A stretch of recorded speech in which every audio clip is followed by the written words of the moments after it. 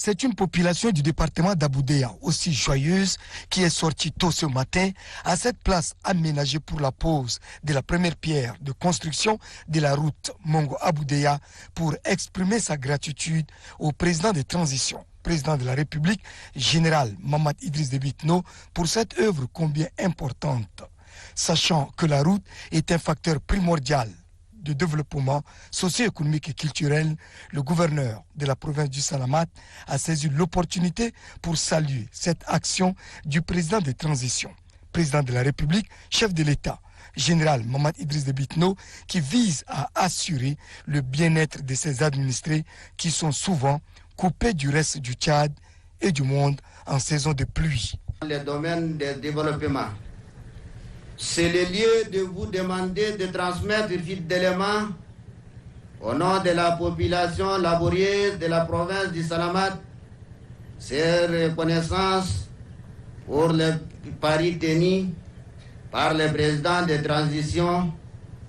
président de la République, chef de l'État,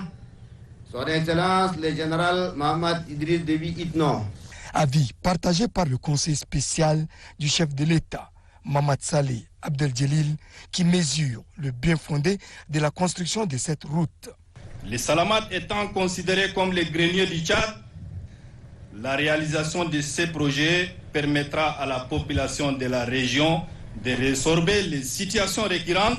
de mévente de leurs produits céréaliers et animaliers et par conséquent d'assurer les ravitaillements rapides de la capitale N'Djamena et autres provinces. S'en est suivi les explications techniques du directeur général des infrastructures et du transport, Boris Maldoum, qui a précisé que les travaux de cette route longue de 123 km et d'une largeur de 10 mètres seront exécutés en 18 mois. Le ministre des Infrastructures et du Désenclavement, Dr Idriss Saleh Bachar, qui a loué les efforts du président de transition, président de la République, chef de l'État, général Mamadou Idriss Déby Itno, de continuer les œuvres de défunt maréchal Idriss Déby Itno dans le but de désenclaver le Tchad, exhorte les entreprises, Sejococ et Arab Contractors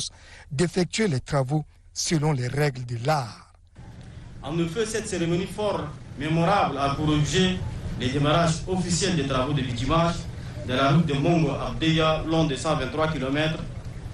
Ce projet dont l'importance dépasse tout simplement de tout commentaire est le début de concrétisation d'une promesse faite par le président de transition, le général Mamadou Idriss Déby Itno,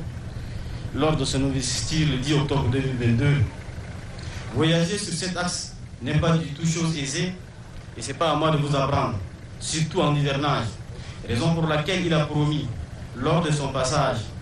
à Mongo, le lancement au premier trimestre 2023 des travaux de la route Mongo-Aboudéa. Chose promise, chose due.